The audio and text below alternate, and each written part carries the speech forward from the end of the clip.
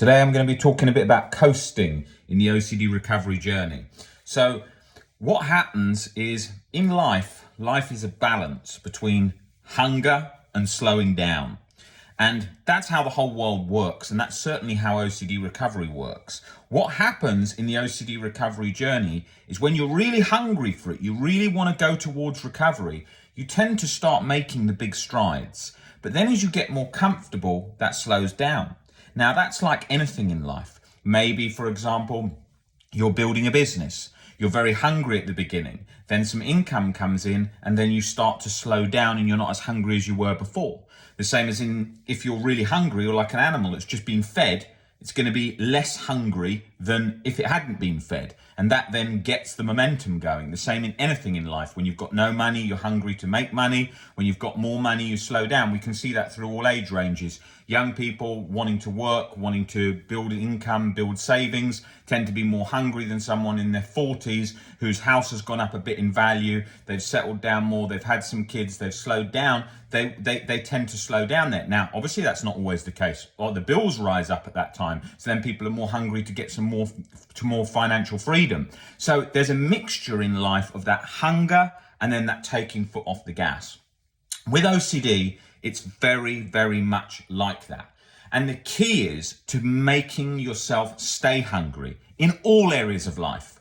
When I speak to people who are in their 70s or 80s, often they're slowing down at that age because they have a perception of how they're supposed to be at that age. But actually, at any age, you can rebuild that hunger in a healthy way. That doesn't mean killing yourself in the sense of like overworking, like you see on TikTok of people getting up at 2, 3 a.m. And it doesn't mean burning yourself completely to the edge in the gym, working out all day long. It doesn't mean that. It means staying hungry for life, and recovery is a part of life. So what you need to think about that is when you've started at the beginning of the journey, you're really hungry to get better. You make some momentum, and then what happens is you don't feel as stuck. So you start to feel, oh, this isn't too bad. I can function well. I can go out for dinner. I can see my friends. I can socialize. I can do all these different things. And so you think, oh, I don't need to work as hard as I did when I was in a crisis moment, right?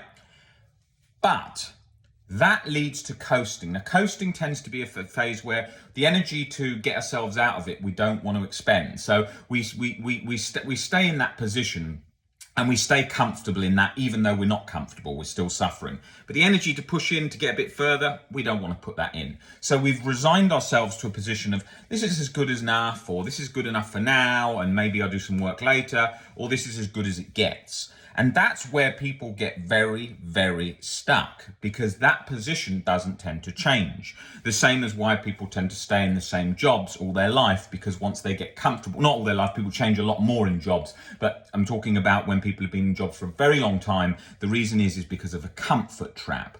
And that is very much the case with the recovery journey, this comfort trap. So you need to really think about it like, what are you doing to really grab back your life, okay?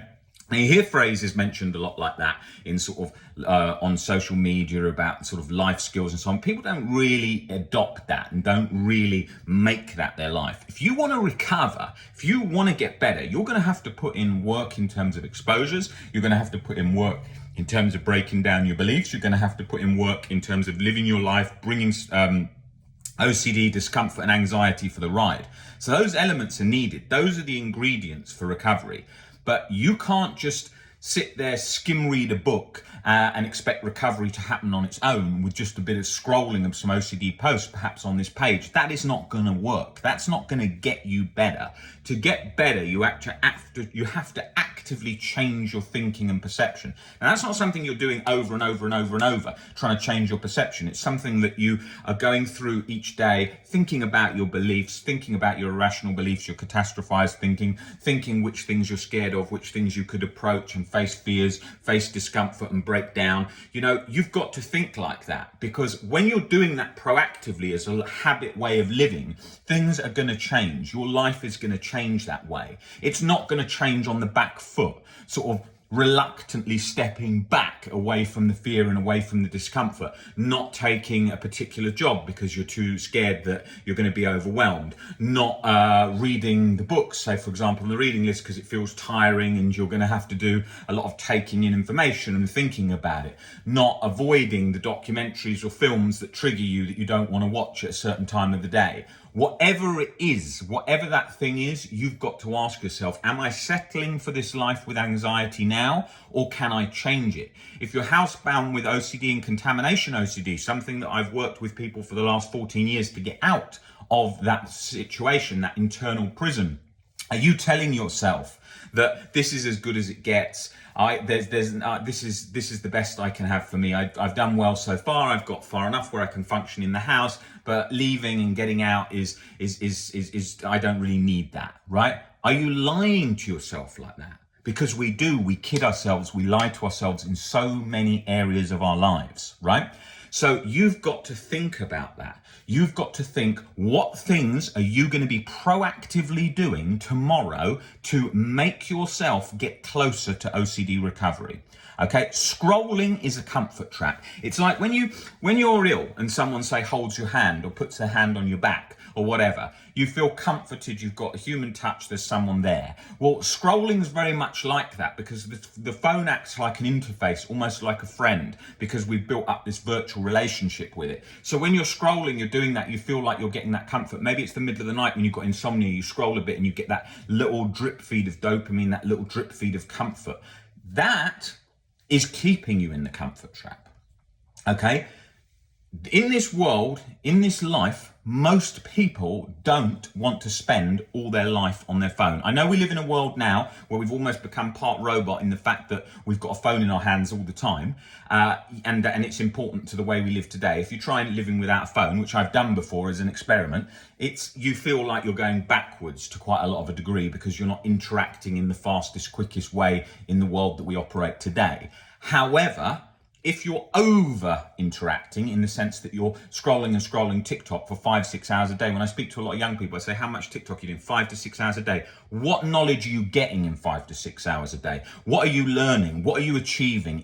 What's this bringing to your life, right? You've got to really think about that, because that comfort of the scroll is taking hours upon hours off everyone, and they think, I'm just going to have a little bit of downtime, 5 minutes. Boom, becomes 10, 20, 30, an hour, 2 hours, 3 hours, and for what? So you've got to be very, very productive with your use of time. In the day, I have to do so many different jobs. We work with so many people with OCD. If I don't really think about my time allocation, I'm going to fall behind on what I have to do on a day-to-day basis. So I have to think, what am I going to be using that time for? Now, I had to think that with OCD recovery because I didn't want it to take a lifetime. I didn't want recovery to take 30 years. I wanted recovery to happen the quickest it could, but also being realistic of my expectations, because you can't just say, like, someone couldn't come in today and say, Rob, I want 10 hours of one-to-ones with you for the next 3 to 4 weeks, and will that be better? No, that'd be counterproductive. 10 hours of one-to-ones would definitely be counterproductive, because you're not feeling enough of the discomfort on your own. You're not having enough time to think about what you're learning in the sessions with me. So you need that gap to experience that. Now, that's different for everyone. Someone might come in, they're so stuck, they can barely function, they have panic attacks all the time, chronic guilt is so strong, so bad. So we say, okay, you need to come in more often than somebody else who's like, I'm functioning pretty well, Rob, barely have much chronic anxiety, but I just want to have a look at some relationship anxiety that I have in relation to my wife that bothers me once a month. Very, very different scenario. So you have to be productive in what you're doing. Again, people often don't do enough in that sense as well. I have so many people come in that say, okay, I want to come in just for one session, get as much information I can, and then do it on my own. Well, that's very difficult, because doing it on one session, very helpful in terms of getting a lot of insight into things, and doing it on your own, going through it practically, isn't easy, because it's difficult to see what's going on in your thinking. For example, if you're all about control and trying to work things out and control everything and get every answer, you will be going through the steps, perhaps, to disputing irrational beliefs and breaking down your fears. And that's right, but because you're doing it in such a controlled manner with fear of fear, then that's becoming counterproductive. So it helps to have someone visually looking on to see where you're going wrong in those areas. So it's a balance. I have a lot of people come in for one session to get insight into what their thinking is like, and it's very helpful. But I would usually suggest you need a structure to go through things, a structured approach. When Nick came into me, he was in a very bad way. He'd just come out of a mental hospital. He was very fixated on the sensations, and he didn't think he was ever going to get out of that sensation trap, that locked on internal sensation fixation. And that took quite a few sessions for me to break that down with Nick till he stopped speaking in the sessions like this. This is never going to go. You don't understand this, what I'm experiencing specifically. It's very different. I can't get my mind off the fixation without playing computer games to distract myself and stay distracted. I don't think it's ever going to get low. It could go away. It's this self-torturous cycle. I get that. That's how it feels. Every person who comes in the door is utterly convinced that theirs is the exception. If it didn't feel like that, it wouldn't be a disorder. It has to have that component to have the realness factor that drives it, the fuel at the core of the cycle.